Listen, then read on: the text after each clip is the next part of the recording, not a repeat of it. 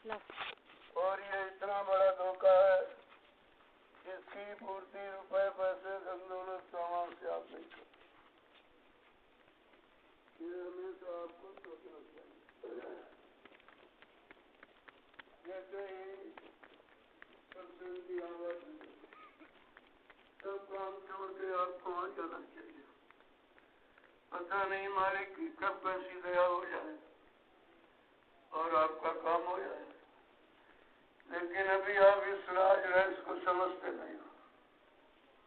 इतना समय आपने गंवा दिया अपने जीवन का, केवल सुनते रहे सुनाते रहे, लेकिन आपने जीवन में उतारा नहीं है। अगर सत्संग बच्चों को पकड़ लेते हैं और जीवन में उतारते हैं तो कोई धोखा नहीं है, कोई शंका का विषय ही नहीं है। संत दरबार में शंकाओं का समाधान किया गया और तुमने वहीं से शंकाएं पैदा की। अपने गुरु में, अपने गुरु के वचनों में तुम्हारे जैसा गुनहगार कौन हो जो तुम्हारी जीवात्मा के कल्याण के लिए आया और जीवात्माओं के कल्याण के लिए आपसे कुछ नहीं मांगा और सब तरह से आपकी मदद, तन से, मन से, धन से और जीवात्मा सुरक्षा। ये कितना बड़ा काम इस कलयुग में जीवात्माओं का होगा। ये चीज किसी युग में मिली नहीं। बड़े बड़े ऋषि मुनि जंगलों में हजारों वर्ष तपस्या करते हैं, शरीर सुखा दिया, हड्डियों को गला दिया, भोगों से दूर रहे, लेकिन ये युक्ति नामदान उनको नहीं मिला। नामदान जीवात्मा को जगाने की युक्ति है और अपने घर जाने का रास्ता है, लेकिन तुम्हारी सोच में तो कुछ आया नहीं। इतने दिन मथुरा में केवल दर्शन वो विवाह से और बच्चों को सुनाओ विवाह से आपने कोई काम अपने जीवात्मा के हित का नहीं किया। कितना मोहलक समय और ये सोचों की पूंजी आपने खराब कर दी। फिर भी मालिक की दया हुई कि एक बार फिर आपको यह अवसर दिया जा रहा कि जाग जाओ, चेत जाओ, होश में आ जाओ, अपने सही सच्चे रास्ते पर आकर खड़े हो जाओ और किए हुए पाप कर्मों की गुनाहों की माफी मांग लो। ये तुम्हारा काम हो जाएगा और जीवात्मा का उद्धार भी हो जाए। दोनों काम, ये काम किसी युग में किसी जीव का नहीं हुआ, क्योंकि उस समय के जो लोग आए, ऋषि मुनि योगी महान सेवकारी शक्तियां ज्ञानी वैज्ञानी, उनको नामदान का अधिकार नहीं था, न ही किसी जीवात्मा को के पाप कर्मों की माफी कर सकते थे। ये काम उनके अधिकार का नहीं था। ये तो कलयुग में जब संत पधारे अपनी इच्छा से, न उनको कोई भेजता है न यहाँ से उनको कोई ले जा सकता, वो अपनी मौज मर्जी के मालिक है। और मतलब जब देखा कि सुतो जीवात्माओं को काल माया ने कर्मों के विधान में फांस दिया, सब बेचारी यहाँ पर फंस गई, कोई पहुंची नहीं, तब लाग दया कोमल चिंतन था। तब संतों के हृदय में दया उठी, उन्होंने अपना वो अनामी धाम छोड़ करके और इस गलीज और गंदगी के काल माया के देश में आ गए। किसने? हम सब जीवात्माओं के कल्याण के लिए। फिर भी आपकी समझ में नहीं आया, जो हमारे लिए, हमारे हित के लिए, हमारे कल्याण के लिए आया, हमने उसी को पहचान नहीं पाया। न आपने जाना, न माना, न पहचाना। ये कितना बड़ा आपने अपनी शरीर का और जीवात्मा का कितना भारी नुकसान किया। फिर भी मौज हो गई और आपको अवसर मिल गया। अब आप जो बचे हुए समय है जीवन का, वो केवल जीवात्मा के कल्याण के लिए लगा दो। किसी तरह से कोई सेवा मिल जाए, सेवा कर्मों को काटने के लिए होती, और ये कर्मों का जाल जब तक खत्म नहीं होगा, कोई जीवात्मा इधर से उधर जा नहीं सकती। कितनी बड़ी चीज आपको मिल जाए, लेकिन आपने उसकी कदर नहीं किया। ये नामदान छोटी चीज नहीं है, बहुत बड़ी चीज है। और इस नामदान की कीमत कोई अदा नहीं कर सकता। दुनिया की सारी दौलत, सारा रात पाट, जमीन जायदाद सब आप न्यौछावर कर दो, लेकिन ये नामदान आपको न मिल सकता है, न इसकी कीमत कोई अदा कर सकता। वो अमूल्य धन आपको मिल गया। अब आपको चाहिए सब तरफ से अपने मन को हटाकर नाम की कमाई में लगा दो।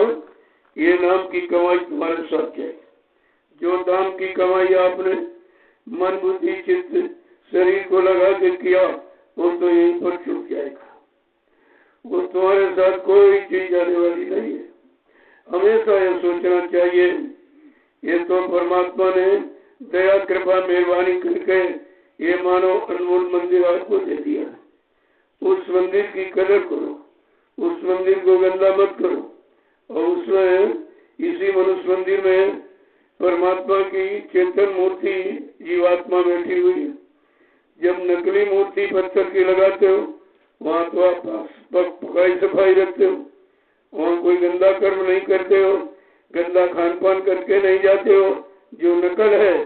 और ये असल मनुष्य मंदिर जिसमें परमात्मा की चेतन मूर्ति जीवात्मा बैठी। आपको कोई भी गंदगी किसी तरह की, मनसा, वाचा, कर्मणा, ये 3 तरह की गंदगी है।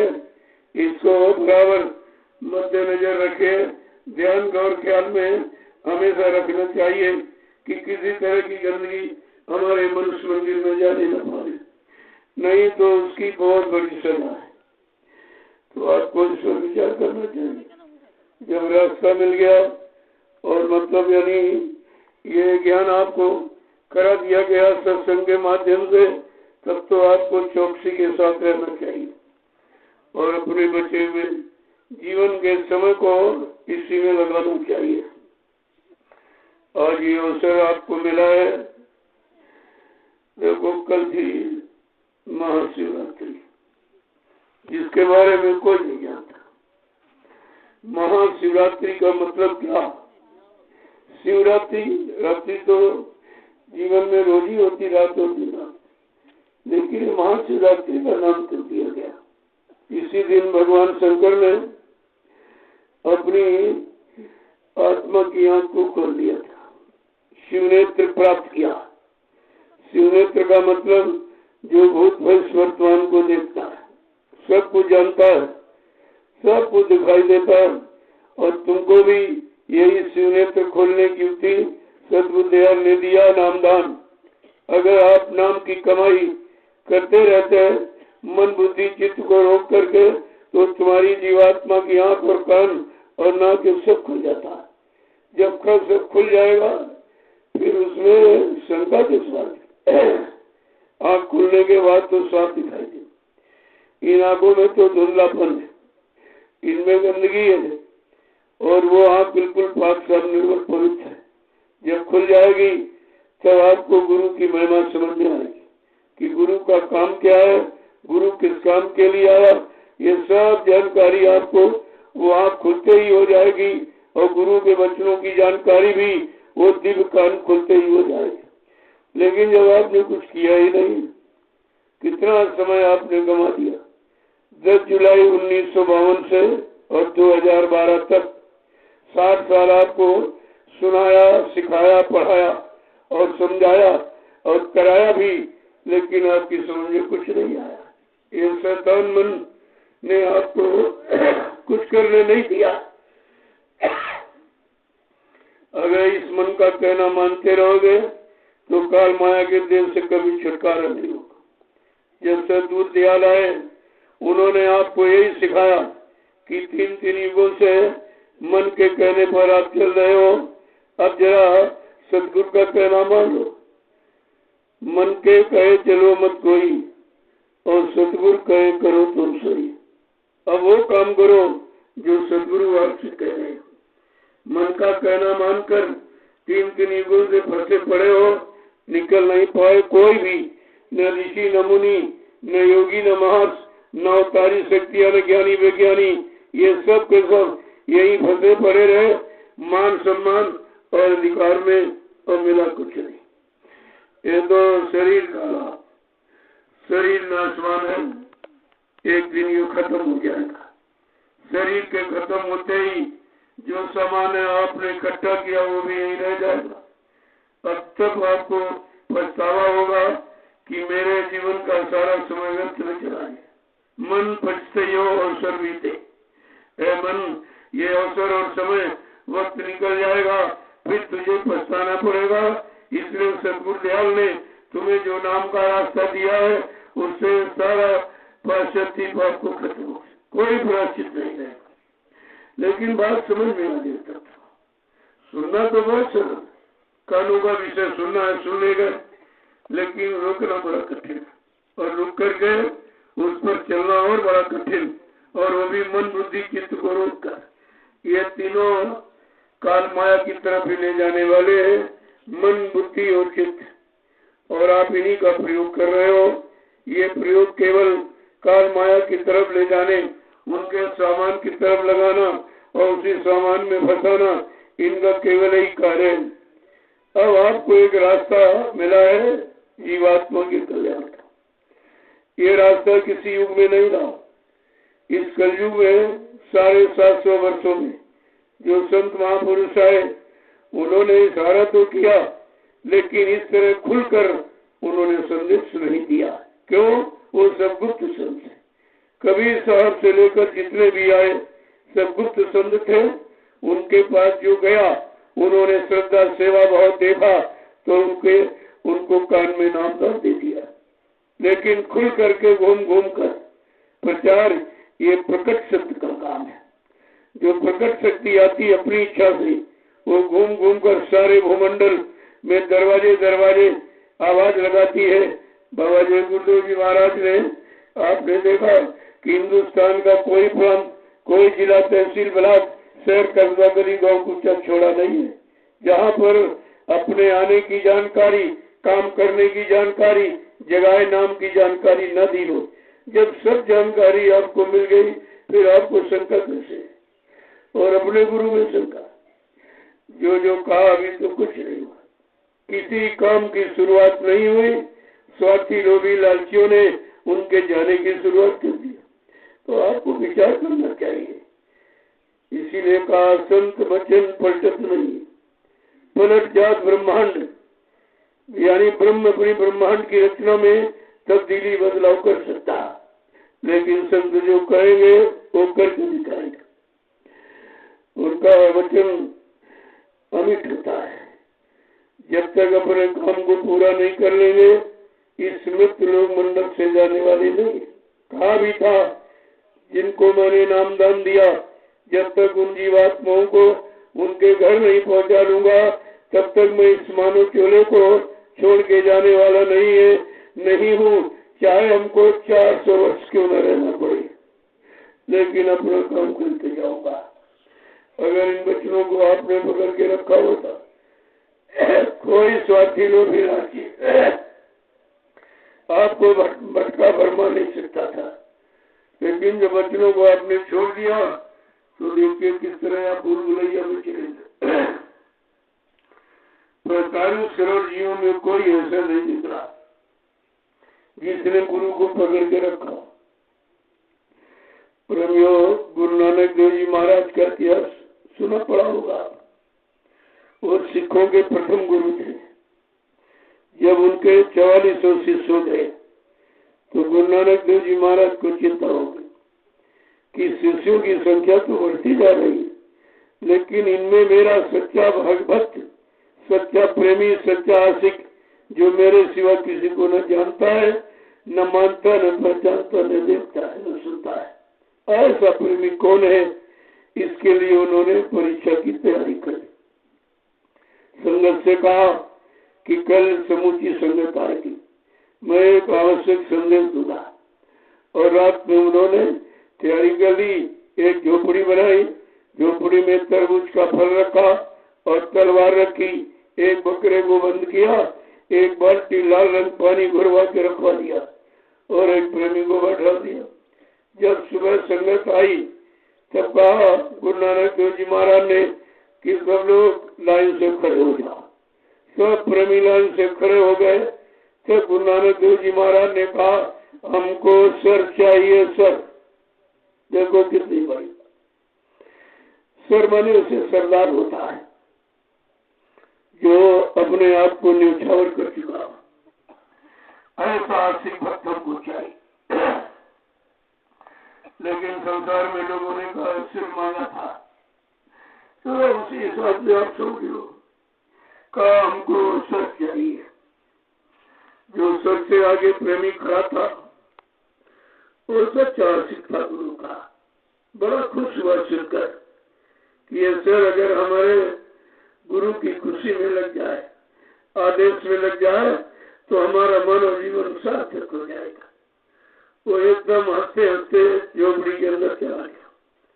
जो पहले से प्रेमी वहां बैठाला गया था उसने तलवार उठाई और तरबूज पर मारी तो खच की आवाज, बकेगा कान में था तो मैं की आवाज किया और एक लोटा लाल रंग पानी फैला दिया। बाहर निकल के आया पानी। लोगों ने देखा, अरे इसका तो कम हो गया। प्रेमियों ऐसे 1 2 3 4 5 अंदर पहुंचे। जब छठे की बारी आई, गुरु नानक देव जी महाराज ने कहा हमको सर चाहिए सर, तो एकदम मध्यम मच गई। स्वाति रोगी लाल जी सब भक्ति चले गए। जब इतिहास लिखा गया, गुरु नानक देव जी महाराज का आज भी पढ़ते 5 प्यारे, केवल 5 प्यारे निकले गुरु के, बाकी सब सांसारिक निकले। गुरु नानक देव जी महाराज के 4400 शिष्यों में केवल 5 प्यारे निकले और बाबा जी के 45 करोड़ शिष्यों में एक भी गुरु का प्यारा नहीं निकला। कितने अफसोस की बात है कि आपने 750 वर्षों में जितने संत महापुरुष आए और सब पर आपने कालिख लगा दी, रंग लगा दिया, तो आपने कितना बड़ा अपराध किया है। इससे बड़ा अपराध हो ही क्या सकता कि 45 करोड़ शिष्यों में एक भी गुरु का प्यारा नहीं। कोई दौलत का प्यारा, कोई जमीन का प्यारा, कोई आश्रम का प्यारा, कोई मान सम्मान, कोई गद्दी का प्यारा निकला, लेकिन गुरु का प्यारा एक भी नहीं। अब आप सोचिए कि जीवन का सारा समय व्यर्थ नहीं चला गया जब तुम अपने गुरु को नहीं पहचान पाए, जिसने 60 साल तुम्हारे लिए मेहनत किया। जब आप नहीं पहचान पाए, फिर अब आप किसको पहचानेंगे? और तो कोई तुम्हारे काम आने वाला है नहीं। जब तक तुम किसी का काम करते रहो, तुम्हारे से स्वार्थ निकलता रहेगा, तुम्हारे साथ चिपका रहेगा, लगा रहेगा। जैसे स्वार्थ फल हुआ, धक्का मार के चला जाएगा। ये है संसार, शून्य सार। इसमें सार कुछ नहीं, सब शून्य वाले शून्य जीरो है। लेकिन ये बात समझ में आ जाए तब तो जितने संत महापुरुष आए इस कलयुग में, सबने आपको यही रास्ता सिखाया। इसके अलावा कोई रास्ता जीवन में है ही नहीं। तो आपको तो भी इतना सिखाया पढ़ाया गया कि 60 साल आपके लिए खर्च किए गए और उसमें नतीजा निकला कि आपकी समझ में कुछ नहीं। एक भी वचन अगर किसी की समझ में आ जाता तो तुम शंका से बच जाते, भूल भुलैया से बच जाते, और मतलब यानी इस तरह आपका जीवन ये खराब नहीं हो पाता। तो मैं तो बराबर लोगों से प्रार्थना करता रहता कि जीवन व्यर्थ में न जाने पाए, फिर आपको मिलेगा नहीं। बड़ी मेहनत, बड़ी परिश्रम, बड़ी कृपा दया मेहरबानी से ये अनमोल मानव जीवन आपको दिया गया। किसके लिए? प्रभु प्राप्ति के लिए। जो संसार में काम कर रहे हो, ये तो तुम्हारी पुरानी पकड़ है मन की। जितनी बार यहाँ जीवन मिला है, चाहे पशुओं में, पक्षियों में, कीड़े मकोड़ों में, जंगली जानवरों में, आप केवल भोग ही करते हैं, केवल भोग भोगते हैं। वो सारा जीवन भोग में निकल गया।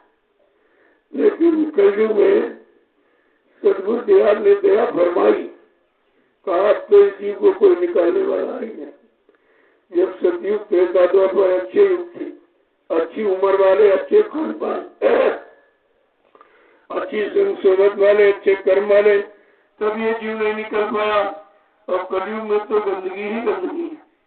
देखने में, सुनने में, समझने में, सोचने में, करने में गंदगी के सिवा तुम्हारा मन कहीं जाता ही नहीं है। और सोचिए कितना गंदा हो गया कि 24 घंटे इसी काल माया की गंदगी को सोचता रहता, कहाँ मिलेगा, कैसे मिलेगा, कब मिलेगा, किस तरह मिलेगा, और मिलना मिलाना कुछ नहीं। जो है वो काल का है। ये शरीर भी काल भगवान का, और शरीर के लिए जो आपने जमीन, मकान, दुकान, रुपए, पैसे, धन दौलत इकट्ठा किया, पति पत्नी, बाल बच्चे बनाए, ये भी काल का। तभी तो कि जब उसको इच्छा होती है तब आपके सामान को छीन लेता, जिसको आप गरीबी कहते हो कि गरीबी आ गई, बरकत छिन गई, रात दिन कमाता हूँ, पूरा नहीं पड़ता है, क्या है ये काल ने दिया और छीन लिया। उसका वही काम है, किसी को बेटा दिया छीन लिया, पति दिया छीन लिया, पत्नी दी छीन लिया। कहने का मतलब है कि तुम्हारा इन पर कोई अधिकार नहीं है और तुम अभी तक नहीं समझ पाए। इसी बात को संत महापुरुष समझाते हैं, भाई तुम्हारा कुछ नहीं है, ये किराए भाड़े के रूम में मिला है और इससे अपना काम बना लो धीरे से।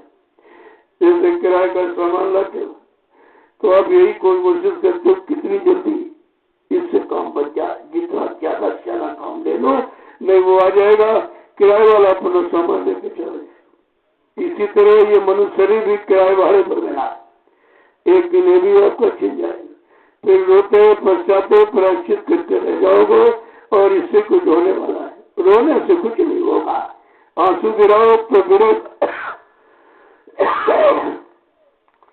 जिसको नामदान मिल गया, अगर वो आंसू गिराता है तो आप गुरु को दुखी करते हो, क्योंकि तुम्हारे आंसू केवल गुरु के लिए गए, संसार के लिए नहीं, संसार के वस्तुओं के लिए नहीं, संसार का मान सम्मान अपमान इनमें कुछ नहीं है।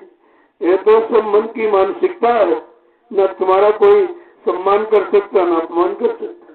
ये तो सम्मान और अपमान से बिल्कुल परे रास्ता अलग है।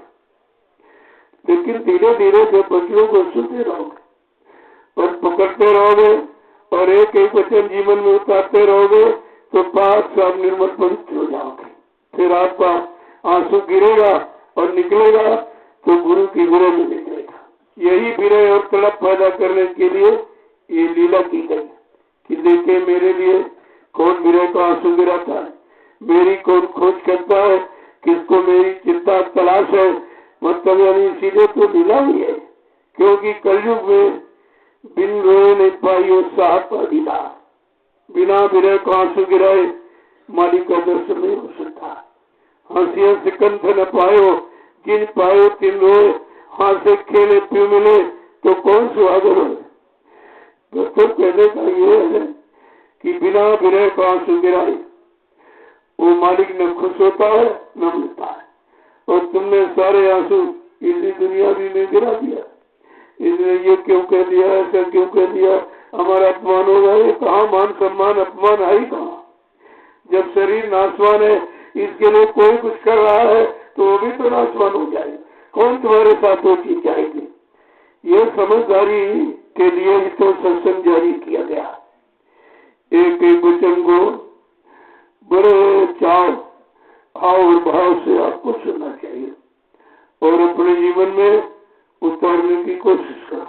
जब सत्संग में आए हो तो ये सोचो कि एक बुराई छोड़ के जाएंगे, एक अच्छाई पकड़ के ले जाएंगे, तब तो सत्संग में आने का मतलब आपका सिद्ध होगा। और जैसे आए वैसे लौट गए और जीवन भर यही करते रहे, आते रहे जाते रहे, आते रहे जाते रहे और आपने न लिया कुछ और न कुछ किया। आने जाने का मतलब हमारा आवागमन छूट जाए, हम वो काम करें, तब तो सत्संग में आने जाने की बात आपकी समझ में आ सकती। मैं बार बार आपसे कहता हूँ कि शरीर के लिए कोई योजना या मत बनाइए। शरीर नाशवान है, तुम्हारी योजना भी नाशवान हो जाएगी और ये जीवन अनमोल आपका व्यर्थ में चला जाएगा। इस पर आपको विचार करना चाहिए।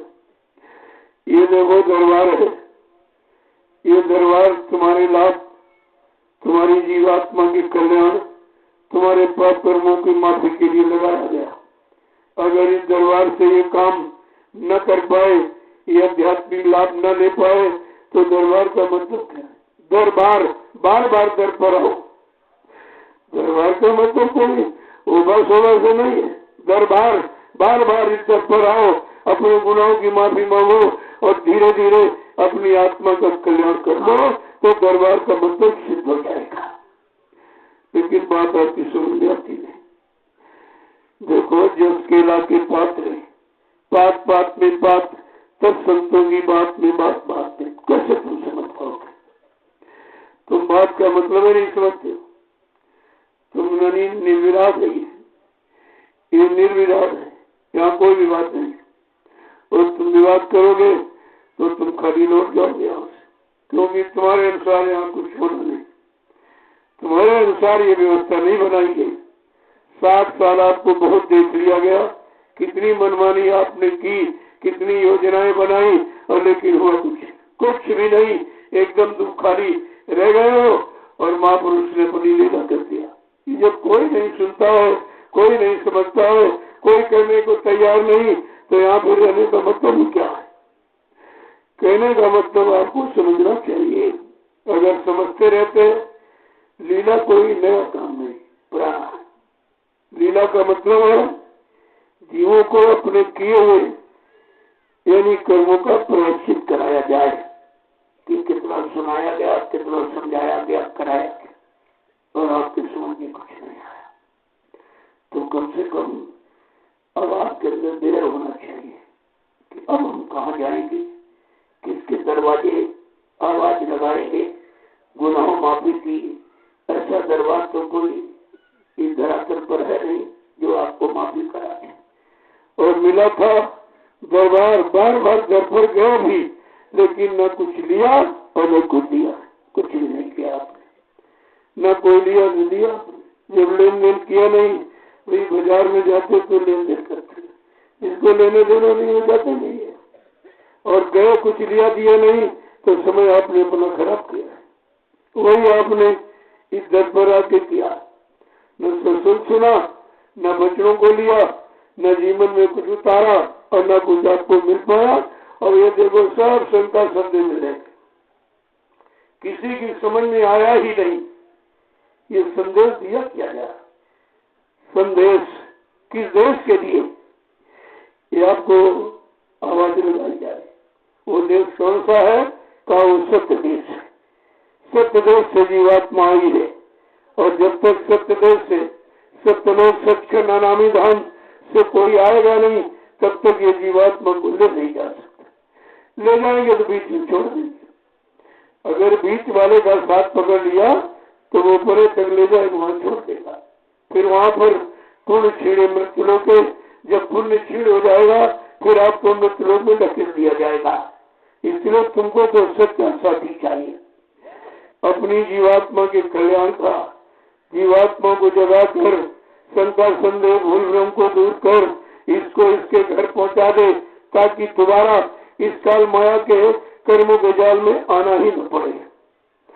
तो ये चीज आपके सामने बात तो इसलिए है, ये नया था, बिल्कुल एकदम नया नमूना था।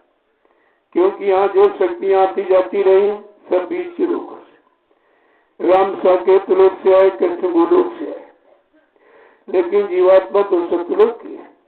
जब तक सत्यलोक से कोई नहीं आएगा, और सत्यलोक से आएगा वो जगाएगा और मतलब यानी समझाएगा, खड़ा कर देगा, लेकिन ले जाने का वादा नहीं करेगा। ये सबसे बड़ी बात, ये जानकारी। जितने संत आए उन्होंने ले जाने का वादा नहीं किया। ये नहीं कहा कि जिनको मैं नाम दान दे रहा हूँ, जब तक इन जीवात्माओं को इनके घर नहीं पहुंचा लूंगा, मैं मानव शरीर को छोड़ के जाने वाला नहीं हूँ, ऐसा किसी ने नहीं कहा। यह है सम्राट मालिक की पहचान और उनकी आवाज थी। लेकिन जब आपने कभी सुनी नहीं थी, मालिक कभी मिला नहीं, अनामी धाम का भेद किसी ने बताया नहीं, अनामी महाप्रभु की महिमा कोई बताई नहीं, और प्रभु नाम लेकर कोई यहाँ आया नहीं, तो जीवात्मा का आवागमन कौन खत्म करता है? इतनी बड़ी जानकारी लेने के बाद सब कोई जीवात्माओं का काम होता है। जब आपने कुछ सुना ही नहीं तो जानकारी क्यों दी जाए? तुम तो मतलब आगे पाठ पीछे सपाट, जो सुनाया गया भूलते गए, सुनाया गया भूलते गए, पकड़ा आपने कुछ नहीं। अरे कहा ये सब व्यर्थ में समय खराब कर रहे हैं, इनकी जानकारी में कुछ नहीं आता, तो फट से फट एक पीछे खड़े हो गए। तो गए कहीं नहीं, लेकिन तुम्हारी आंखों पर पड़ता है, कानों पर पड़ता है, बुद्धि पर पड़ता है, आपकी समझ में नहीं आया। ये जाने का खेल नहीं, ये तो लीला यही पर रहने की, ये सब देखने की। इन प्रेमियों को 60 साल पढ़ाया, तो प्रेमियों को परीक्षा तो सबकी होती। पढ़ाई का मतलब डिग्री मिलना नहीं, पढ़ाई का मतलब सफलता मिलना नहीं है, वो तो परीक्षा ही बताएगी। बिना परीक्षा के कोई अपनी योग्यता बता नहीं सकता। जिसने 60 साल पढ़ाया, सिखाया, सुनाया, समझाया, कराया, वो परीक्षा लेने का पूरा अधिकारी है। और परीक्षा ली तो कोई नहीं निकला, कोई नहीं निकला। परमार्थी वचन तो किसी ने पकड़ा ही नहीं। सब स्वार्थ, लोभ, लालच लेके आए और खाली लौट के चले गए। क्या मिला आपको? क्या आपने इसीलिए गुरु किया था? आपने गुरु अपनी जीवात्मा के कल्याण के लिए किया था और पाप कर्मों में माफी मिल जाए इसके लिए किया था। और ये काम इस धरती पर जितने गुरु आए किसी ने काम नहीं किया। ये काम है सतगुरु का। गुरु माने ज्ञान कराने वाला, सांसारिक लाभ दिलाने वाला, रात पार धन दौलत मान सम्मान अधिकार दिलाने वाला, पद पत्नी बाल बच्चे दिलाने वाला और इतिहास बनाने वाला, पूजा करवाने वाला। लेकिन सतगुरु, सत्य माने ईश्वर, गुरु माने मिलाने वाला। जो ईश्वर ब्रह्म पार ब्रह्म महाकाल सतगुरु से मिलाए, दर्शन दीदार कराए और उसके आगे अनामी धाम जीवात्मा को पहुंचाए, उसको कहते हैं सतगुरु। और आपको मिले लेकिन आपने बजा नहीं पाए, ना अपना काम बना पाए, तो आपने कितना भारी नुकसान किया। यह सब जानकारी का विषय है। तो मैं ये लघु सत्संग है, बहुत एकदम सार गर्भित है कि उतना कहो जितना आपकी समझ में आ जाए। सुनाने के लिए आपको कितना सुनाया गया। ये 4 तरह का सत्संग होता है। आम, खास, निज, सीने वसी। आम सत्संग जो बड़े बड़े कार्यक्रम, आम आवाज को जगाने के लिए, चिताने के लिए और सच्चे रास्ते पर खड़ा करने के लिए, उसे आम सत्संग कहते हैं। जैसे अभी होली में होने जा रहा, उधर मुक्ति दिवस होने जा रहा। मुक्ति दिवस का सबसे महत्वपूर्ण, हिंदुस्तान में क्या सारे विश्व में मुक्ति दिवस का नाम किसी ने दिया ही नहीं था। क्यों? मुक्ति देने का अधिकार किसी को था ही नहीं, देता क्या हो। वो भी आप भूल गए। जिसने मुक्ति दिवस निर्धारित किया है कि एक दिन तुम्हारी मुक्ति अवश्य होगी, बिना मुक्ति दिलाए मैं मृत्यु मंडल को छोड़ के जाने वाला नहीं हूँ, तो आपको ये सोचना चाहिए। क्या कभी आपने कभी पढ़ा था 4 वेद, 6 7 18 पुराण, 19 उपनिषद और 36 ऋचाएं, ये धार्मिक चर्चा का विषय है। इनमें भी मुक्ति दिवस है। और यहाँ लौकिक दृष्टिकोण से भी जो आज भौतिक जगत में लोग मनाते हैं, केवल जन्म दिवस, मरण दिवस, शिक्षक दिवस, स्वतंत्रता दिवस, गणतंत्र दिवस, ये तो मनाए जा रहे हैं। लेकिन इनसे हमारा कोई काम नहीं होगा। हमारा सच्चा काम होगा मुक्ति दिवस। जो मुक्ति देने आया वो अपना दिन, 30 तारीख सब निश्चित किए बैठा है। लेकिन जब तक आप पाक साहब निर्मल पवित्र नहीं हो गए, पात्रता आप में नहीं आएगी, तब तक वो मुक्ति दिवस सार्थक नहीं होगा।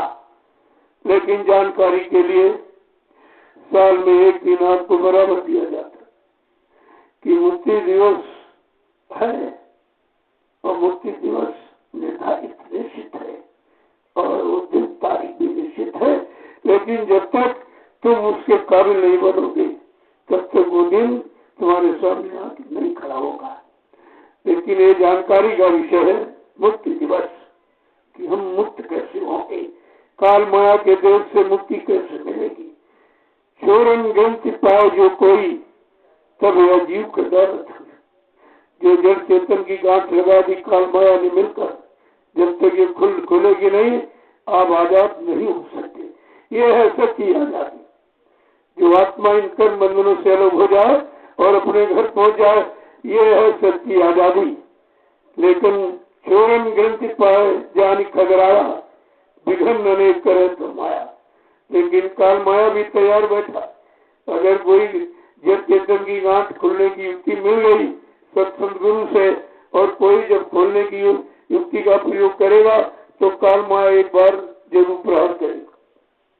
लेकिन कहा जिन्होंने सदगुरु को पकड़ा, वचनों को पकड़ा, आदेश हुकुम को पकड़ा और उन पर चलकर और कुछ दया और कुछ मतलब लाभ हासिल किया है, वो काल माया के किसी भी यानी बाधाओं में फंस नहीं सकता।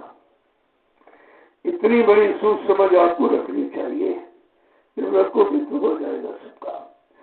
तो मुक्ति दिवस जो मुक्ति देने आया है, मुक्ति अभी मिली नहीं, तुम कहते वही चले गए, तो ये मुक्ति देना कौन? और मुक्ति देना किसी की बस की बात है। ऐसा सत्य ही उच्चारण किया कि कोई इसमें लोभी लालची कोई काम कर नहीं सकता, उसके बस का नहीं है। फिर भी आप नहीं समझ पाए। जिसने मुक्ति दिवस निर्धारित किया, जिसने जय बुद्धो नाम प्रभु का जगाया, जिसने दूरदर्शी व्यवस्था लाने की मानी मतलब संकल्प प्रतिज्ञा की, और 90% जो काश्तकार हिंदुस्तान में रहते हैं उनको अपना अधिकार मिले, इसके लिए भूमि ज्योतक संगठन की स्थापना की, और तुम सब भूल गए, कुछ समझ में नहीं आया। कोई काम नहीं हुआ, कहते गुरु चला गया, फिर ये काम करेगा कौन? क्या संसार में कोई इंसानी शकल इन कामों को पूरा कर सकती है? तो आपको गुरु के बच्चों को पकड़ना चाहिए। जय गुरुदेव, जय गुरुदेव, जय गुरुदेव, जय गुरुदेव नाम किसका, जय गुरुदेव नाम किसका, जय गुरुदेव नाम किसका, प्रभु का प्यारा नाम। प्रभु यहाँ तीनों काम आपकी ओर, सत्संग भी हो रहा, भजन भी हो रहा, सेवा भी। प्रेमियों ने इतनी सेवा यहाँ की है कि ये खेतों की देख रहे आपसे कर, यहाँ सब टीले और जंगल था। प्रेमियों ने अथक परिश्रम किया है और ये सब चीज आपके सामने बन के खड़ी, तन मन और धन सब कुछ दिया है, और उसका परिणाम भी आपके सामने। मैं ऐसा कोई कार्य नहीं करता हूँ जो पर्दे में है, सब आपके सामने आ जाए, ताकि आपके अंदर भूल और भ्रम और संदेह न हो कि हमारा पैसा कहाँ है। पहली बात तो मैं मानते नहीं हूँ, कभी नहीं, न पहले कभी मांगा न आज मांगता।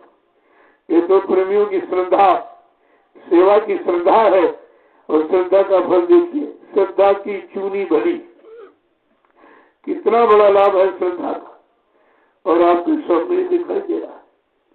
ये इतना बड़ा ही देखे माना, ये आपकी गाड़ी कमाई से बना, मेरा इसमें कुछ नहीं, न मेरा है न रहेगा, आपका है, आपका रहेगा, और आपके काम के लिए।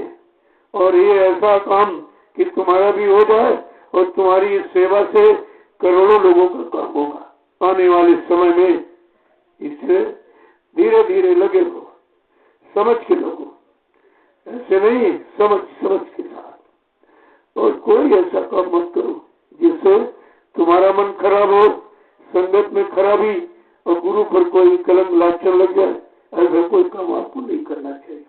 मैं बराबर इसी बात को आपको, यहाँ कोई चीज देने की जरूरत नहीं है, केवल भाव बनाने की जरूरत, और भाव बन जाएगा तो सब कुछ हो जाएगा। बिना भाव की तो कोई चीज मिलती नहीं।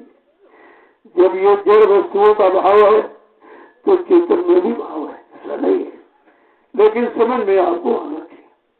तो आपकी ये मेहनत है जो सफल। और अभी प्रेमी जब देखते हैं तो सब कहते भाई और थोड़ी जमीन हो जाए कि हम बैठेंगे कहाँ, हम सोएंगे कहाँ, भोजन कहाँ करेंगे, नहाए धोए दिशा मैदान कहाँ जाएंगे, तो अपनी जमीन हो जाए ताकि कोई किसी तरह की टीका टिप्पणी न करे। तो धीरे धीरे अपने भी जागरूक हो रहा है, क्योंकि वो देख रहा है कि हमने दर्शन में 1 रुपया 2 रुपया 10 20 50 रुपये दिया। देखो 10 रुपये ज्यादा तो कोई नहीं देता है, और 10 रुपये का कितना बड़ा दान ये आपके सामने कोई नहीं कर सकता, न कभी किया किसी। क्योंकि पहले आपने मथुरा में 4-4 5-5 6-6 अंकों की सेवा दी, कहाँ चली गई? जो काम 60 साल में नहीं हुआ वो 3 महीने में हुआ। ये है सदगुरु की दया। दया इसको कहते हैं। 3 महीने में ये सब। पहले लोग सोचते थे ये क्या होगा वो क्या होगा, अब सबके ये हथौड़ा पड़ गया सबके बुद्धि पर कि मैंने कितना लूटा संगत को और कुछ नहीं किया। कहीं 1 इंच जमीन है तो अपने नाम की है, संगत के लिए कुछ नहीं किया गया। गुरु का ये आध्यात्मिक काम आगे बढ़े इसके लिए कुछ नहीं किया गया। और ये आपके सामने देख लीजिए, ये आपका है, उधर वो भी आपका है। तो अब आगे गुरुपूर्णिमा आ रही है। अब की बार जीवा दर्शक महान जीवात्मा पर्व, बहुत बड़ा पर्व होगा। गुरुपूर्णिमा पर्व का बड़ा महत्व है और गुरु पूजा ही सबकी पूजा है। जिसने गुरु को पूज लिया, मान लिया, उसको किसी पूजा करने की जरूरत नहीं। गुरु पूजा में सबकी पूजा, गुरु समान कोई देव न पूजा। मैं आप इसी संदर्भ में आपसे पूछना चाहता हूँ, जिनको भगवान कहते हो, क्या राम ने कोई मंदिर बनाया था, मूर्ति लगाई थी या कोई कैलेंडर छपवाए थे? गोस्वामी महाराज ने लिखा है, जिसको भगवान कहते हो कलयुग के जीवो, प्रातः समय उठ कर रघुनाथा, माता पिता गुरु नाम है माता। प्रातः कालीन ब्रह्म वेला ब्रह्मोत्सव में भगवान राम उठकर माता पिता गुरु की पूजा, यानी चेतन पूजा, जल पूजा नहीं की। भगवान चेतन पूजा, इंसान जल पूजा करता। तुम भगवान की भी बात भी नहीं मानते। जब माता पिता गुरु ये सर्वभूजनीय, इनके अलावा वो कोई कुछ नहीं है। आप इनकी पूजा करते हो, उन्होंने इन्हीं की पूजा की। गणेश भगवान की यहाँ पूजा होती, उन्होंने अपने माता पिता की परिक्रमा शिव पार्वती की करके आज सबसे प्रथम पूजनीय है। लेकिन बात तो जानकारी नहीं करते हो। तुमको ये जानकारी लेना चाहिए इनकी पूजा क्यों हो रही है, और हमको भी मनुष्य शरीर मिला है, हमको वही काम करके ये कार्य सिद्ध कर देना चाहिए। कुछ नहीं उनके पीछे भागते हो। अरे उनके पीछे भागने से तुम्हारा काम थोड़ी होगा, तुम भी वही काम करो जो उन्होंने करके आज पूजनीय हो गए। ये सब इतिहास तुम्हारे सामने पड़ा है कि उनकी यहाँ जिनकी पूजा हो रही है, उन्होंने केवल माता पिता गुरु की पूजा, और तुम माता पिता गुरु को समझते नहीं हो। प्रथम गुरु पिता और माता पहला गुरु है, जिसने आपको संसार में आने का सौभाग्य दिया। नहीं तुम संसार नहीं देख पाते, संसार की रौनक को नहीं देख सकते थे और भोगों को नहीं प्राप्त कर सकते थे। ये केवल पहले गुरु माता पिता का है, और तुम उन्हीं को भूल गए। आज तो माता पिता की कोई कीमत ही नहीं है, सब भूल गए। किसी के समझ में नहीं आ रहा।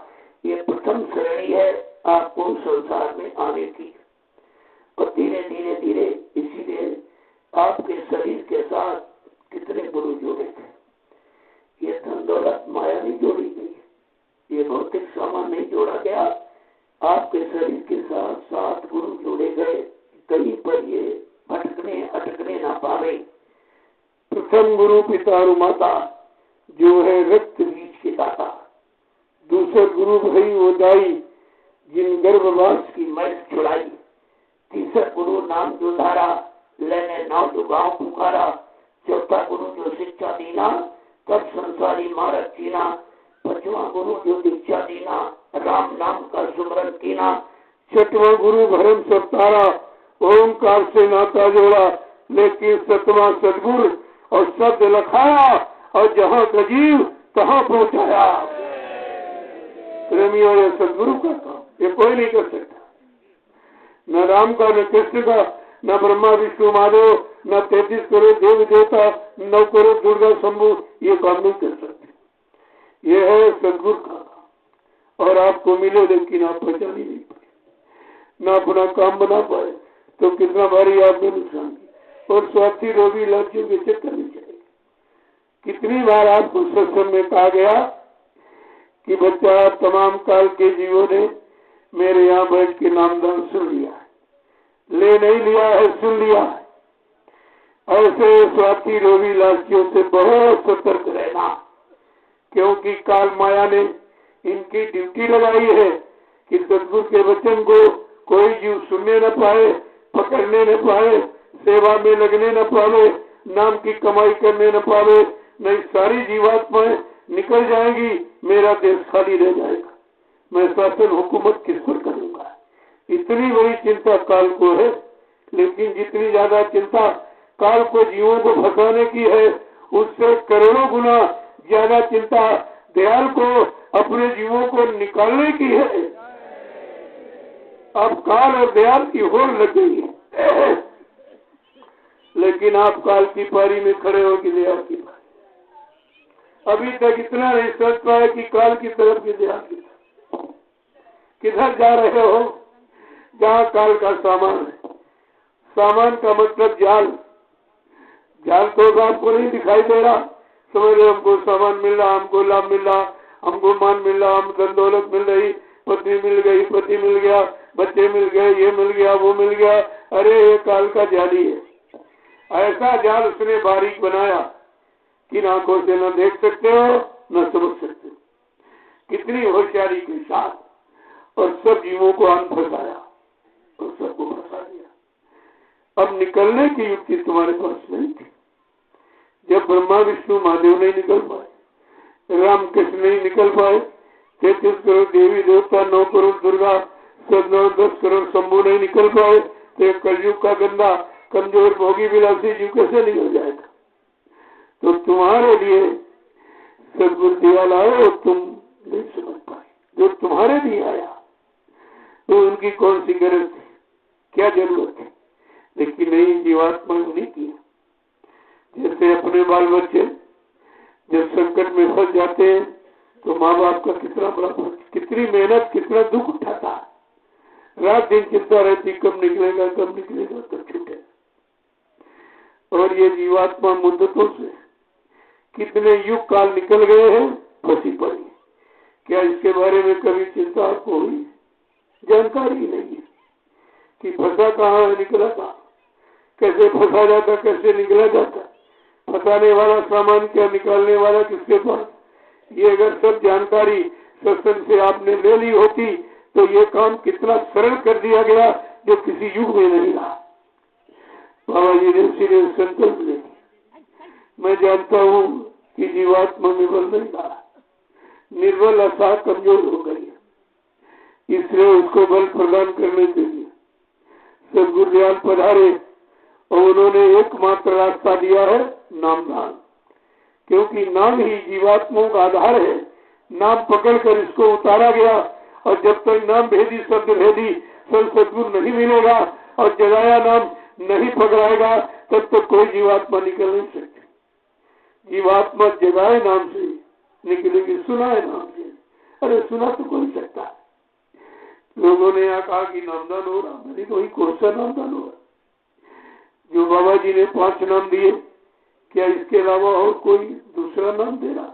जो करो नामदान हो रहा, या बाबा जी के 5 नामों को दोहराया जा रहा, सुनाया जा रहा?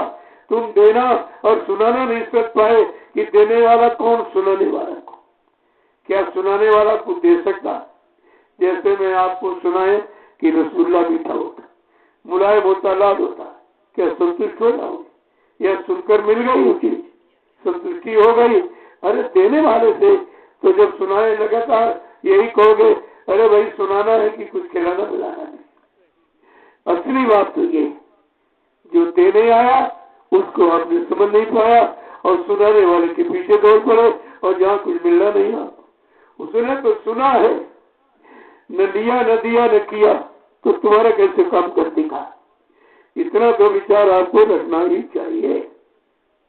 जैसे एक पिता के 5 बच्चे, अगर पिता मर जाए तो सबसे बड़े बच्चे को मतलब यानी अधिकार दे देता, मालिक बना देता उसको। लेकिन वो परिवार का मालिक हो सकता, लेकिन पिता नहीं होगा। उसको लोग पिता नहीं कहेंगे, ना पिता मालिक। ऐसे एक क्लास में अगर 100 बच्चे पढ़ते, जो बच्चा सबसे होशियार उसको मॉनिटर बना दिया जाता, लेकिन मॉनिटर कभी अध्यापक गुरु नहीं हो सकता। तो तुमने क्या किया? जो तुम्हारा गुरु भाई और पहले गुरु के सामने कुछ नहीं बन पाया, कितनी बार निकाला गया, कितनी बार कहा बच्चा घर जा भजन कर, तूने आज भजन नहीं किया, लाखों जीवों का अन्न खाया, न सेवा किया न भजन किया, जा यानी घर जा और भजन कर। कोई नहीं किया, किसी ने आदेश नहीं माना जो 40 व्यक्ति आश्रम बने, बल्कि इन लोगों ने गुरु को आदेश दिया, कहा हम कहाँ जाए, इतने दिन आपके साथ है, ऐसा करें आप ही कहीं जगह ढूंढ लीजिए, देखे पड़े। कहा ठीक, अगर तुम नहीं जाओगे तो मैं चला जाऊंगा, मैं चला जाऊंगा।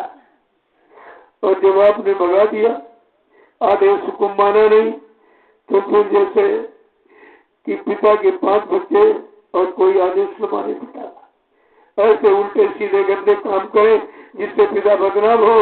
क्या ऐसी स्थिति में पिता परिवार में रहेगा या परिवार छोड़ के चला जाएगा? तेरा ऐसा भी विचार आपने नहीं किया, और देख लीजिए कहां से क्या होगा। तो आप अपने अंदर कभी ये मत सोचिए कि महापुरुष किसी के कहने से चला जाएगा, न किसी के बुलाने से आया है और न किसी कहने से जाएगा।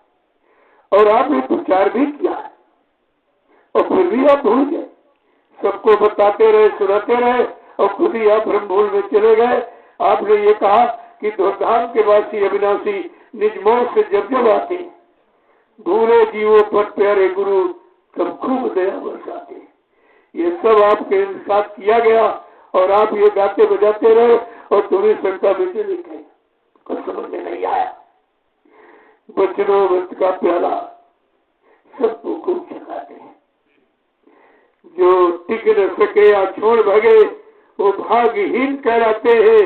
जिन बात गुरु की मानी है वो निज घर अपना पाते हैं, जो धाम के वासी अविनाशी निज मौत से जब जब आते, न कोई भेजता न कोई यहाँ से उनको ले जाते। और आपसे कहा भी गया कि बड़े होशियारी में रहना। पिछले राजनेताओं ने मुझे भली भांति आजमा लिया, सब तरह का काम किया, जेल में बंद किया, कटघरे में बंद किया, अन्न पानी बंद करा दिया कि बाबा मर जाएंगे, खत्म हो जाएंगे। लेकिन जिसने ये कहा कि मुझे मारने के लिए सृष्टि में कोई गोला बारूद तैयार नहीं, न मुझे कोई मार सकता है, न मुझे कोई धोखा दे सकता, न मुझे कोई धन सामान से खरीद सकता, मैं अपना काम करने आया हूँ, काम करके ही जाऊंगा। फिर आपको शंका कैसी होगी? तुम्हारा काम करने का कोई वादा कर रहा, प्रतिज्ञा कर रहा, शपथ ले रहा और तुम उसी को छोड़ रहे हो, फिर तुम्हारा काम कौन करेगा? इसलिए सत्य वचनों को पकड़ो, धीरे धीरे ये सब खत्म हो जाएगा। जिन लोगों ने गुरु को मुर्दा कहा वो धीरे धीरे देखते जाइए, तुम्हारे सामने सब मुर्दा ही होते चले जाएंगे। और जिन लोगों ने आवाज उठाई सब वो चले गए, कहाँ गए? अकाल मौत पूरी त्योरी में चले गए, जिन्होंने गुरु को मुर्दा कहा। और आप देखते रहिए, धीरे धीरे सब तुम्हारे सामने आके खड़ा हो जाएगा।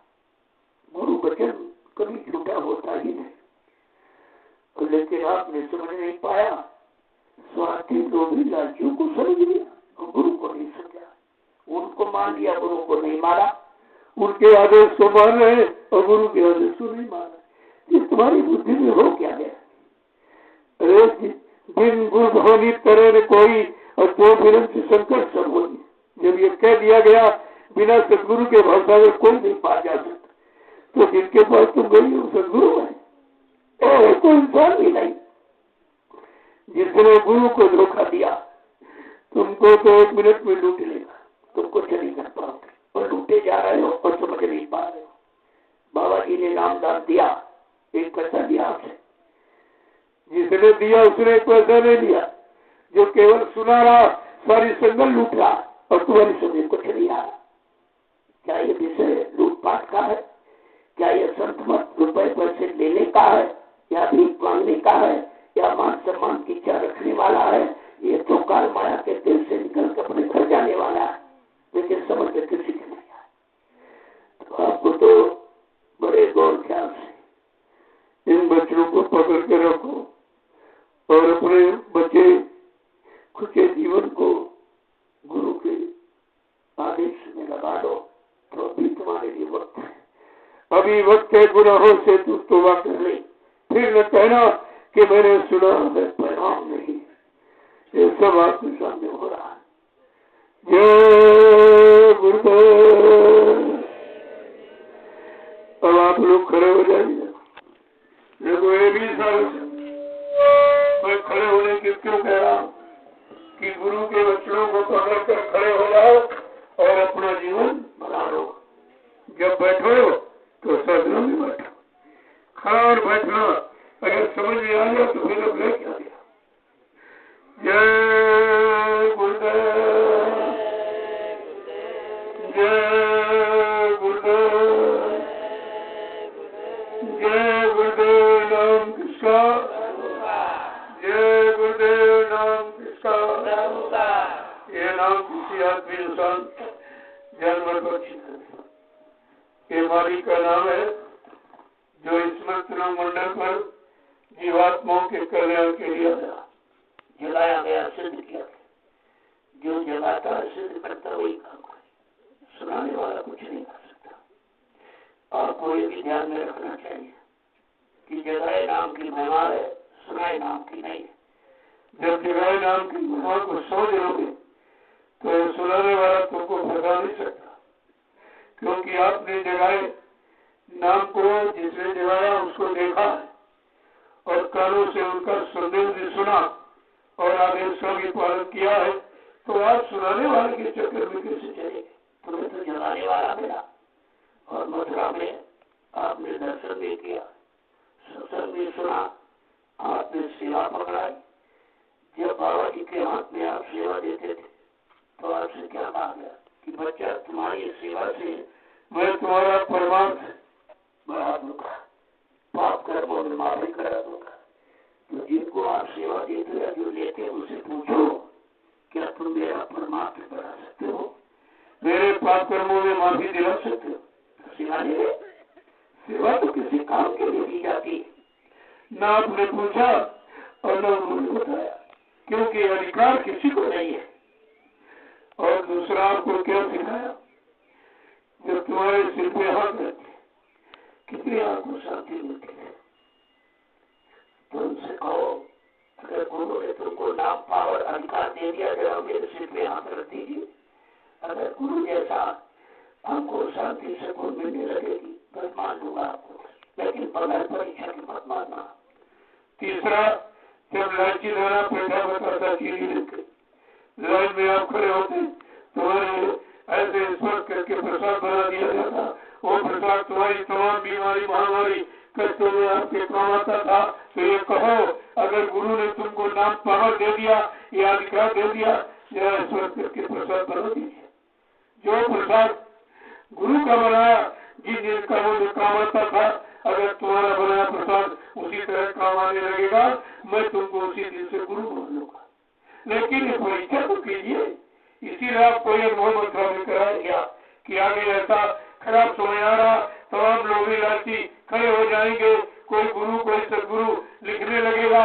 लेकिन ये लिखावट बनावट सजावट का विषय नहीं है, ये कर्म का विषय। वो तुम्हारा कर्म कर, तो आपको तो सोचना चाहिए था। इतना अनुभव कराने के बाद फिर आप कैसे फंस गए, कैसे स्वार्थी लोग लालचियों के चक्कर में आ गए। जय गुरुदेव, जोर से बोलो, सब में बोलो, बोलना होगा, अभी से बोलो, दुख दर्द हरेंगे, सब कष्ट हरेंगे,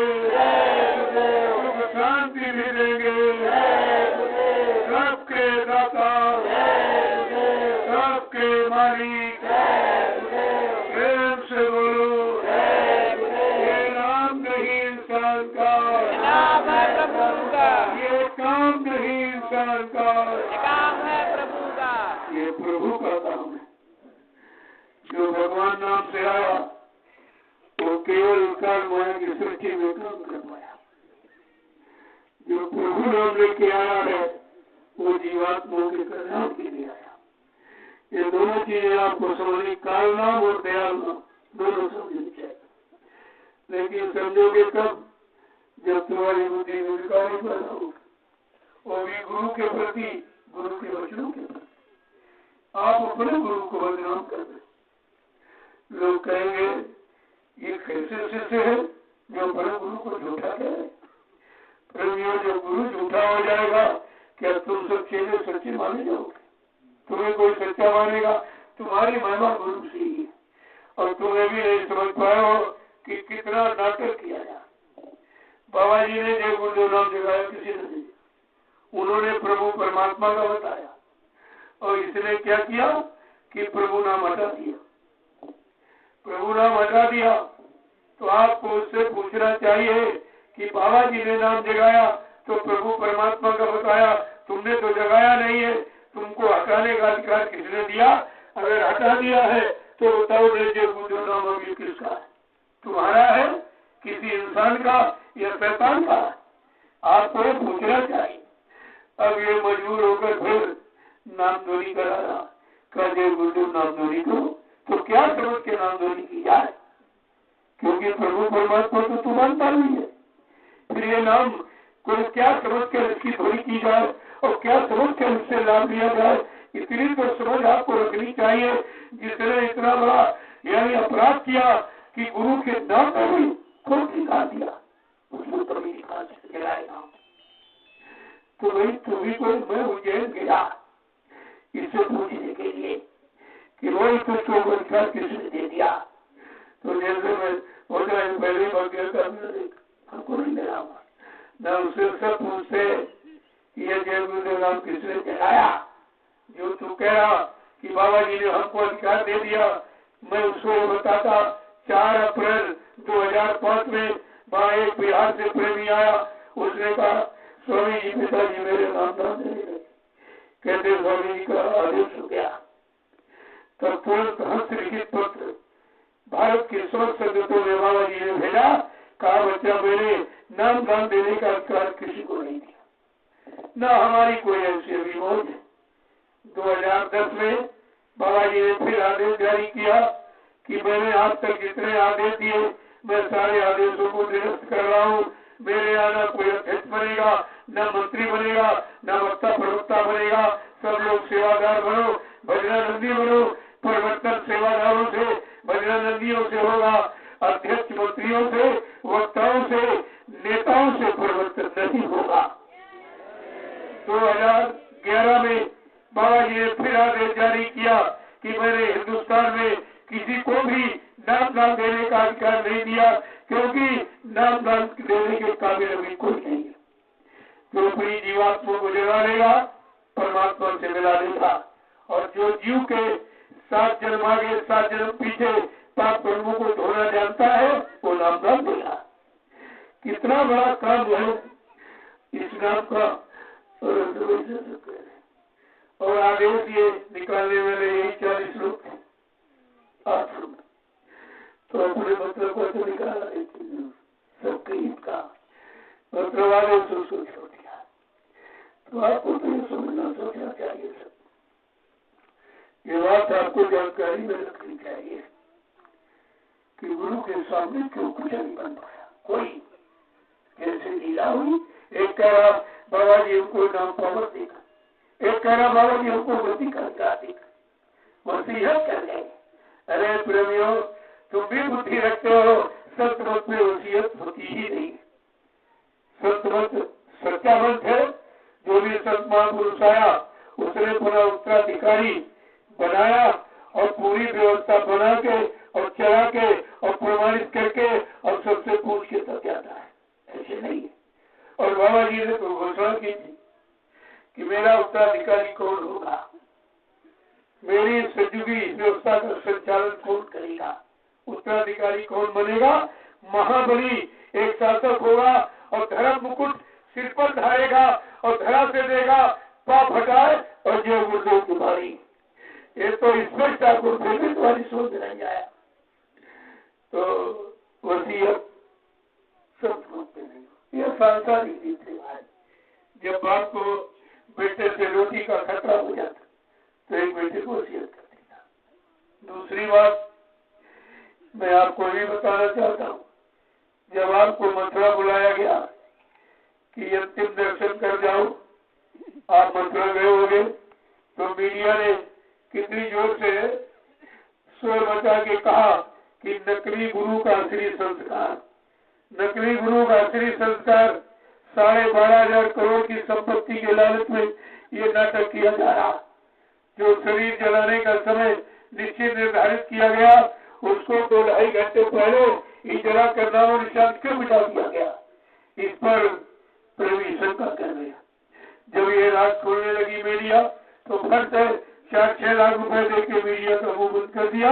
मैंने कहा भाई तूने तो कह दिया, तेरा कैसे बन गया है, आगे आने वाले समय में तुझको भी पेश किया जाएगा।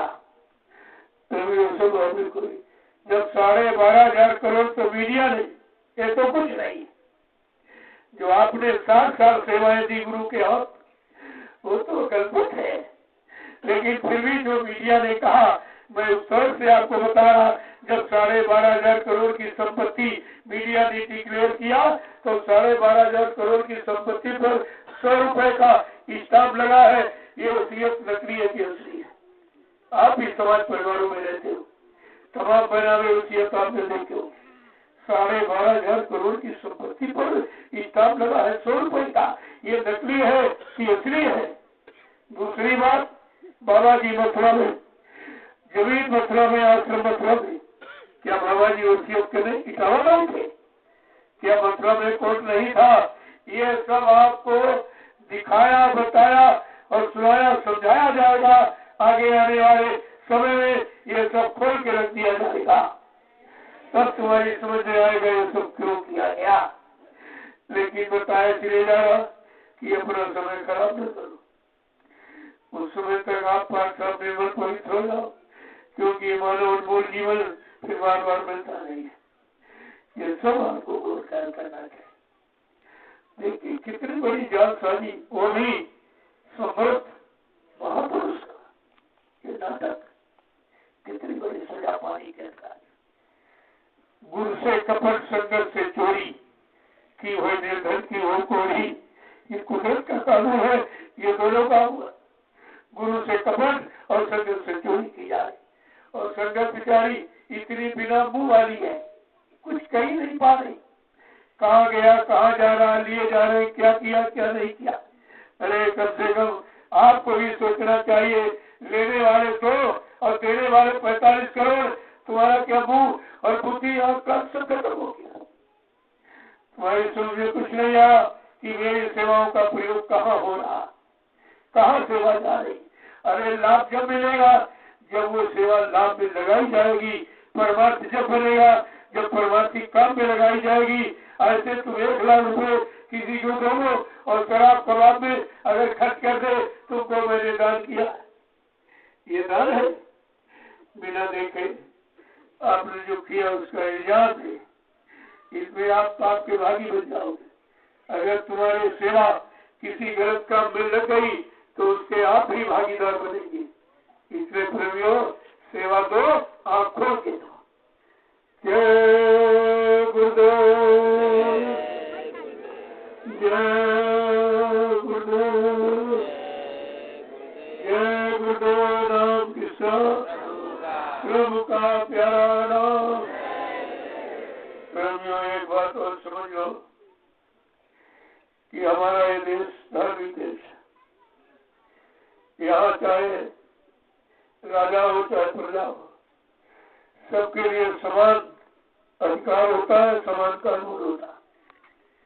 चाहे कोई संस्था हो, चाहे कोई राजनीति का, तो गद्दी का कानून एक ही होता है, गद्दी का।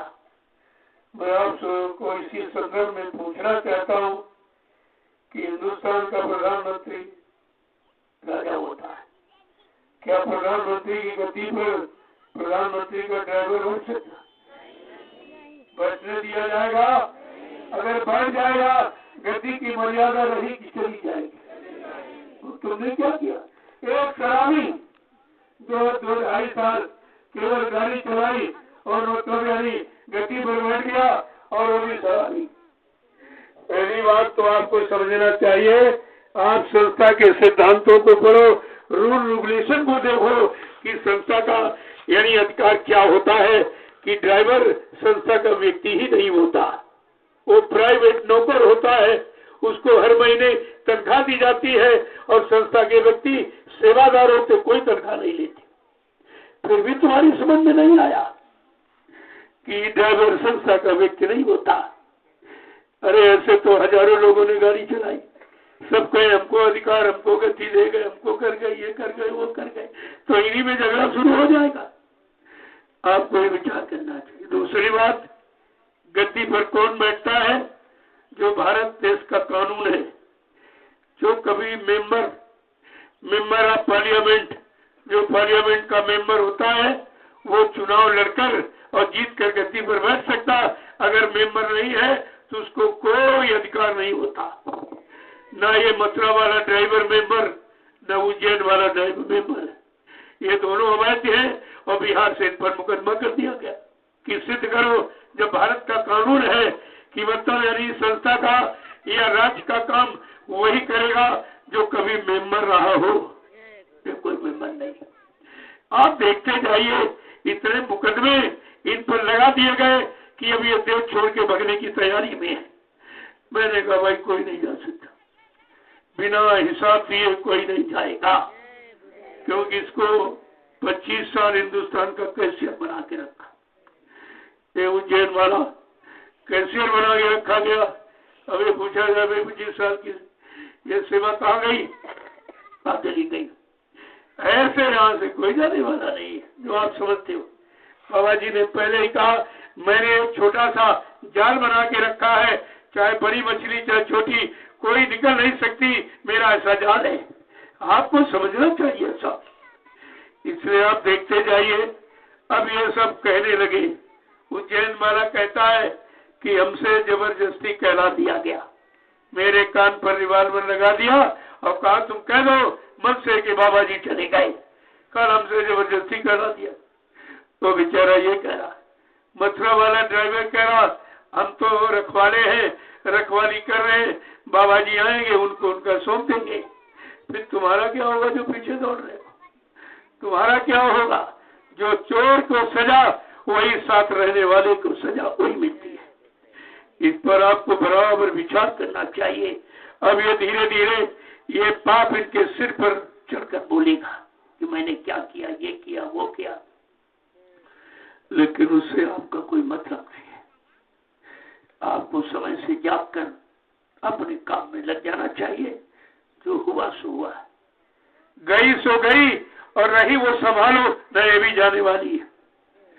आपको संकल्प भी लेना चाहिए कि अब लो नसानी अब न नसइयो। जो समय वक्त खराब हो गया या चला गया, लेकिन जो बचा है उसको खराब नहीं करेंगे, गुरु के आदेश हुक्म में लगाएंगे और परमार्थी जीवन व्यतीत करेंगे, अपनी जीवात्मा का उद्धार करा के और घर चले जाएंगे। ये आपको अंदर संकल्प होना चाहिए।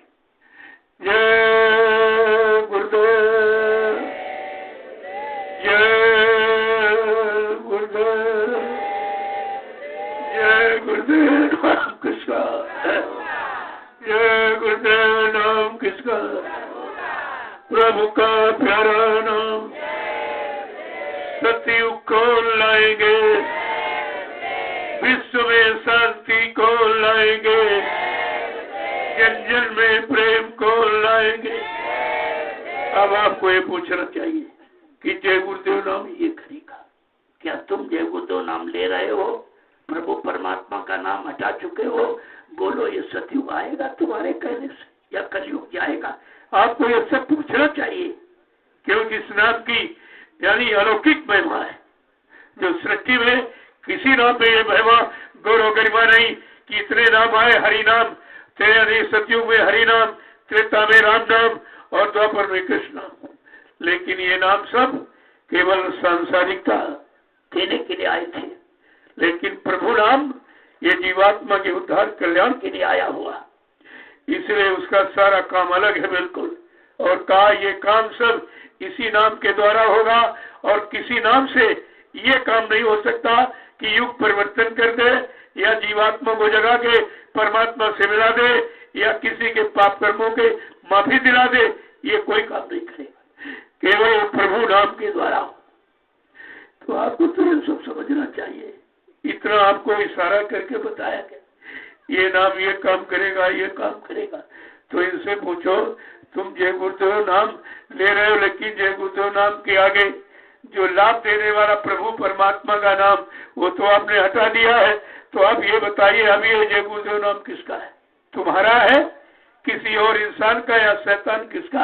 अभी 2 मिनट में आपको सच्चाई समझ में आ जाएगी ये कितने नाटक कर रहा। दूसरी बात, गुलाबी पगड़ी। मैं भी रात बताऊंगा आपको। 1978 में बाबा जी ने इशारा किया था गुलाबी पगड़ी का। 1 साल के बाद कहा, बच्चा इस पगड़ी को सम्मान के साथ उतार के बक्से में रख लो। ये पगड़ी सत्युग आने की सूचना देती है। कलयुग में इसका अपमान हो जाएगा। ये सत्युग का वस्त्र है, इसको उतार कर सम्मान के साथ बक्से में रख लो। समय आने पर मैं पगड़ी का इतिहास बनाऊंगा, पगड़ी की पूजा होगी। लेकिन ये सब कुछ नहीं। गुरु ने आदेश दिया सम्मान के साथ रख। उन्होंने केवल सिर का ताज, पगड़ी सिर का ताज है। हरियाणा और पंजाब हाथ में हाथ भी पगड़ी की कितनी बड़ी महिमा है। अगर पगड़ी कोई उतार दे, नीचे गिरा दे तो अपमान माना जाता है। और इसने क्या किया कि पगड़ी को नीचे उतार कर कुर्ता पैजामा सिलवा दिया। नारियों के सारी पेटीकोट में पगड़ी चली गई। फिर वो कितना बड़ा पगड़ी का अपमान और गुरु के आदेश का खंडन। ये 2 अपराध तो सीधे कर रहा, इसे कौन माफ कर देगा? आपको इस सब विचार करना चाहिए था। और क्या कपड़े से काम हो जाएगा? क्या कपड़ा मुक्ति दिलाएगा? ये कह रहा है कि गुलाबी कपड़ा पहन लो और तुम्हारा कल्याण हो जाएगा, तुम्हारा कोई बाल बांका नहीं कर सकेगा। तो फिर जय गुरुद्वारा क्यों लेता है?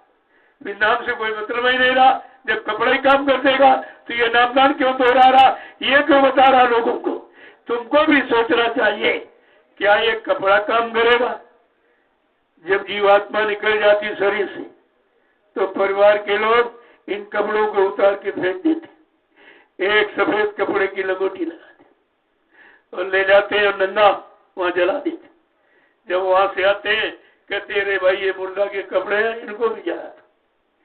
अरे प्रेमियों, जब ये कपड़ा नहीं काम आया, जो जीवात्मा का कपड़ा, ये शरीर ये नहीं काम आया, इसको जला दिया गया, तो ये नकली लाल पीला नीला सफेद कपड़ा क्या काम आएगा? ये तो तन ढकने की बात है।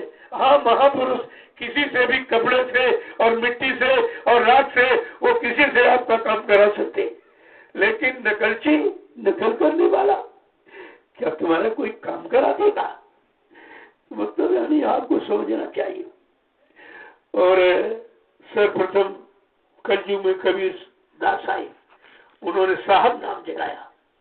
जब साहब नाम जगा लिया तब कबीर ने नामदान शुरू किया। सिद्धियासी महाराज ने राधा स्वामी नाम जगा लिया, तब जीवों को नामदान देना शुरू किया।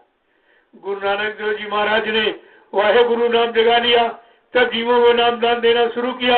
और बाबा जी ने जब जय गुरुदेव नाम जगा लिया तब जीवों को नामदान देना शुरू किया। मैं उज्जैन इसी ले गया, इससे पूछूंगा, अरे तू भी कोई नाम जगा ले और नाम दे, तेरा भी मान लिया जाएगा। लेकिन संत मत की मर्यादा के अनुसार जो नाम जगाएगा वही नाम जीवात्मा को जगाएगा, जगाया हुआ, और वही नाम जीवात्मा को घर पहुंचाएगा। बाकी ये नकल कुछ नहीं होगी। तो आपको तो सोचना चाहिए साहब, कुछ नहीं हुआ। जब बाबा जी दिल्ली वोट क्लब 10, 11, 12 जून 1983 में ले गए, ये लिख लीजिए तारीख, कोई बताएगा नहीं आपको। तब कहा, बच्चा ये पार्लियामेंट हिंदुस्तान का कानून रहता, इसके सामने तुम शपथ कसम खा के ये ठाट फकीरी वेश धारण करो। मेरा सामूहिक आदेश फहराने का है, सामूहिक आदेश उतरवाने का होगा। इसके बाद एक सामूहिक आदेश काम का दूंगा, उस काम के आदेश का तुम भजन करके इंतजार करो कब आदेश मिल जाए। और कहा ये टाट बोरा फकीरी भेद तुम्हारे शरीर से जब तक नहीं उतरेगा, जब तक देश में अच्छी व्यवस्था नहीं आ जाएगी, सबको रोजी रोटी नहीं मिल जाएगी और गरीबी नहीं दूर हो जाएगी और मतलब यानी टैक्सों की भरमार नहीं खत्म हो जाएगी, तब तक ये टाट फकीरी भेद शरीर से उतरेगा नहीं। और इसने झूठे मान सम्मान के लिए गुरु के आदेश को माना नहीं और फट से उतार के फेंक दिया। कहता मेरे कान में गुरु जी कह के उतार दो इसको, ये कान का विषय। गुरु ने जितने भी आदेश सब सामूहिक राष्ट्रीय मंच मथुरा से दिया। मैं आपसे पूछना चाहता हूं, क्या बाबा जी ने राष्ट्रीय मंच मथुरा से आदेश दिया था? ये फिर आपने मान कैसे लिया? तुमने गुरु को माना कि चेले को माना? गुरु काम करेगा कि चेला? गुरु से नाम ना लिया कि चेले से नाम था? इतनी बात तुम्हारी समझ में नहीं आई कि गुरु काम करेगा कि चेला करेगा? अगर चेले सब काम कर ले तो गुरु को आने की कहने की जरूरत ही क्या है? ये सब आपको ध्यान में रखना चाहिए। जय गुरुदेव, जय गुरुदेव। और वोट क्लब पर भी कहा कि बच्चा अपनी इच्छा से कोई टाट बोरा उतार दिया पहन ले, उसको सत्संगी मत मानना, वो भविष्य में कोई बहुत बड़ा धोखा दे सकता। इस संदेश को अपने मेरे मोबाइल पर लोड कर लो और सब प्रेमियों को सुना दो। जैसे आवाज सुनेगा आपकी समझ में सब आ जाए, फट से वो सत्संग में आ जाएगा। या जैसे सुना सत्संग एकदम पाक साफ निर्मल हो जाएगा, अपने सही सच्चे रास्ते पर आके खड़ा हो जाएगा। ये तो सत्यता है। ये सत्य का संदेश, झूठ का नहीं संदेश दिया जाता, क्योंकि हमको आपसे कोई लालच नहीं, कोई रुपए पैसे की, कोई सामान की, मान सम्मान की अच्छा इच्छा नहीं है। यहाँ तो केवल काम की इच्छा है, किसी तरह जीवात्माओं का काम हो जाए, काल माया के देश से छुटकारा मिल जाए, इसके अलावा मेरा कोई निशाना नहीं है। और आप देख भी रहे हो, ये तो जमीन इसीलिए कि आप बैठेंगे कहाँ, संदेश कहाँ से प्रसारित किया जाए। और वैसे ये गुरु का आदेश है। जब 10 जुलाई से 23 जुलाई तक 1997 में यही गोमती नदी के उस पार जब गुरु पूर्णिमा का कार्यक्रम किया गया, आखिरी दिन क्या कहा था? कहा बच्चा ये 88,000 ऋषियों की तपोभूमि है, 88,000 ऋषियों ने तपस्या किया, इस धरती को पवित्र बना दिया। ऐसी पावन पवित्र धरती कहीं पर नहीं। गोस्वामी जी महाराज ने भी रामचरितमानस में इसका वर्णन किया है। तीर्थवर नैविष विख्याता अति पुनीत साधक सुखदाता, साधकों को सुख देने वाला, साधकों की साधना को यानी बनाने वाला ये पवित्र स्थान है। यहाँ पर जब कोई साधना कराने वाला आएगा और मतलब यानी नाम की युक्ति देने वाले आएगा, तब जीवात्माओं का उद्धार होगा। और कहा बच्चा यहीं से सतयुग के अंकुरन निकलेंगे। प्रेमियों, अंकुरन कोई आसमान में निकले? अरे आधार तो धरती ही है, सारे काम का और जीवन को जीने का आधार धरती ही है। इसलिए 88,000 ऋषियों की पवित्र भूमि पर यह संकल्प लिया गया है कि नैमिष धाम में सतगुरु धाम की स्थापना होने जा रही है। और आपको इस वचन को संभाल के रखना चाहिए। लोगों ने कहा कि मथुरा में तो आश्रम बना हुआ है। हमने कहा तुमने अगर 5 साल पवित्र रखा होता, जब को आपको सत्संग में सुनाया गया कि बच्चा ये मेरे गुरु महाराज का स्थान, यहाँ मेरा कोई चिन्ह नहीं रहेगा, मेरा कोई फोटो भी मत रखना। इन लोगों ने गुरु आदेश का खंडन करके वहीं पर समाधि बनानी शुरू कर दी। इतना भी नहीं, इनको होशो हवास है कि गुरु ने जिस आदेश को कितने बलपूर्वक कहा कि बच्चा ये मेरे गुरु महाराज का मंदिर है, यहाँ पर मेरा कोई चिन्ह नहीं बनेगा, मैं अकेला इतना बड़ा बना दिया, जब जरूरत पड़ेगी तो तुम तो बहुत हो। और सड़क के उस पर तमाम जमीन है, कहीं बन सकता था, लेकिन कुछ नहीं। वही काम किया है जो आदेश के खिलाफ। क्यों? विनाश काले विपरीत बुद्धि। जब जिनका विनाश होने को होता है, पाप स्वार्थ का घड़ा भर जाता, प्रेमियों भोगता जरूर है, तब बुद्धि विपरीत दिशा में काम करती। जब जैसी हो तब पिता, तब तैसी मति होए, काल रेख की लेप को भेज सके नहीं कोई। क्या हम उसको भेज देंगे? हाँ, मिट तो सकता, लेकिन मानोगे तब तो, जानोगे तब तो, पहचानोगे तब तो काम आ सकता। ये सब आपको ध्यान में रखना चाहिए।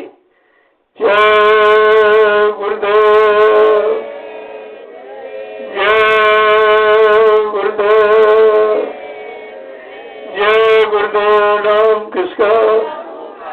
जय गुरुदेव। नाम किसका? प्रभु का प्यारा नाम। अब आपके दर्शन के लिए मैं अभी नीचे बढ़ जाऊंगा, क्योंकि कुछ प्रेमी जाने वाले हैं। अब धीरे धीरे आप निकलिए। और वो होली का पावन पर्व और मुक्ति दिवस, जिसमें समय मिल जाए वैसे मुक्ति दिवस हिंदुस्तान की धरती पर न पहले किसी ने मनाया है, न आज न आगे कोई मना सकेगा।